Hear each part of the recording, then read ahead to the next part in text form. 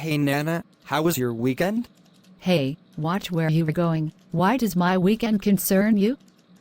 I was just greeting you. Sorry if I offended you.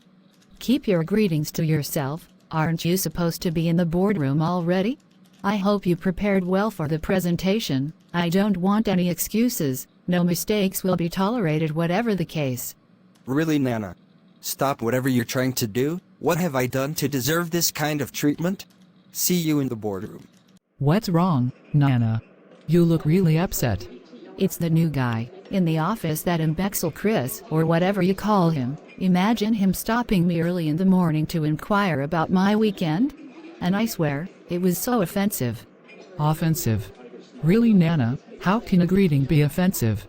Seriously, Rina. How can you say that? I mean, who does he think he is, stopping me on my tracks? Do I even have time for such desperate-looking and blind guys? Nana, come on. I don't see how it could be offensive. Well, I just don't like it. I don't need his chipper attitude in the morning. Maybe he's just trying to be friendly and create a positive atmosphere in the office. I mean, we all know the workplace can get a bit stressful. Well, I don't need his forced positivity, that's for sure. You know, Nana, sometimes it's good to give people the benefit of the doubt. Chris seems like a nice guy, and maybe he's just trying to make everyone feel welcome. Let's not get ahead of ourselves, but I'll try to tolerate his sunny moods, as you call them. Good, now let's get back to our lunch, or else we'll be late getting back to work. Rina, can we give you a ride home in the evening? My friend Scott and I live together. We can drop you on our way home. It's okay, Chris. I don't mind the ride. See you at 5 o'clock. Hey Chris, I've been meaning to ask you something.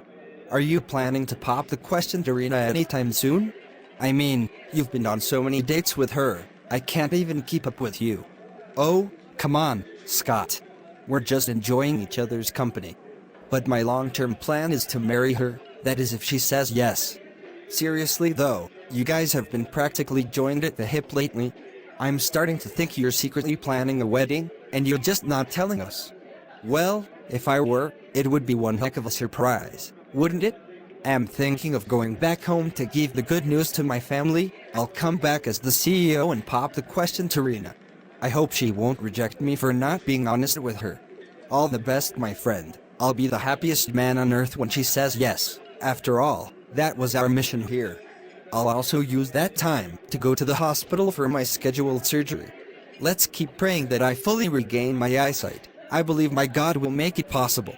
As he says in the book of Philippians 4:19, and my God shall supply all your needs according to his riches in glory by Christ Jesus. What about Nana? What are you going to do about her when you come back as the CEO? Well, I'll just have to let her go. Her attitude is really wanting. This is a charitable NGO and we don't need that kind of energy around here. I've given her several chances to change, but her attitude is getting worse by the day. She changes depending on who she is dealing with. It's very unfortunate. She has a promising future here, but she doesn't seem to have professionalism. Rina dear, I wanted to let you know that I'll be traveling back home soon. Oh, really? That's great. What's the occasion? Well, I have a surgery appointment coming up. I believe with this surgery, God will help me regain my sight. And I also wanted to visit my parents while I'm back. I see. I hope the surgery goes well and you fully regain your sight. When are you leaving? Next week, I'll need to get settled in and see my parents. I haven't seen them in a while, and it's about time I catch up with them. Well, I hope everything goes smoothly with your surgery, and you have a wonderful time with your parents. If there's anything I can do to help while you're away, just let me know. Remember to call me while you are there. I'll miss you very much, you know that. Don't you? Thanks, Rina. I appreciate that. I'll keep you updated on how things go, and I'll definitely reach out if I need any help, and will call you every day. Hello, Chris. We have your surgery scheduled for tomorrow morning. We'll need to admit you today for us to run some tests before the procedure. Thanks, doctor. I pray it goes well and I regain my sight. I believe my God will give me that miracle. That is my prayer too. The doctors treat but God heals. As the Holy Bible says, who forgiveth all thine iniquities, who healeth all thy diseases, who redeemeth thy life from destruction. who crowneth thee with loving kindness and tender mercies, who satisfieth thy mouth with good things, so that thy youth is renewed like the eagles. Good afternoon, Chris. How are you feeling today? Doctor, I can't even begin to express how grateful I am. I feel amazing. My sight, it's back. I can't believe it. I'm so thrilled to hear that, Chris. It's always fantastic news when a surgery goes well. It seems like your recovery is progressing nicely. You have no idea how much this means to me. I was so scared before the surgery, but you and your team worked wonders. I understand how nerve-wracking it can be. But you were incredibly brave, and your determination played a crucial role in your recovery. Above all, we give all glory and honor to God. He used the doctors to fulfill his miracle. Now, I need to ask a few questions to monitor your progress. Have you noticed any discomfort or unusual symptoms since the surgery? As you can see, we are all gathered here to celebrate you regaining your sight. We thank God for this wonderful miracle. What are your plans, son? Now that you can see? Daddy, I'm very grateful for all that you keep doing for me. I want to go back to the branch office and ask Rina to marry me. Apart from that, I want to make some few changes to the management team, if that is okay with you. That is okay, my son. I trust your judgment. Alberto, I'm not happy with some of the people working in this office. This is a charitable organization which should have its staff well-mannered and courteous to everyone. I want to make some changes, and I'm going to start by letting Nana go. She really portrays a very bad image of this company. Call her as you go out. Okay, sir. In regard to Nana, I have given her several warnings, but most of the time she disregards them. I'll let her know you're calling her. Chris, is that really you? You are the CEO now? Yes, Nana, it's me. A lot has changed since we last worked together.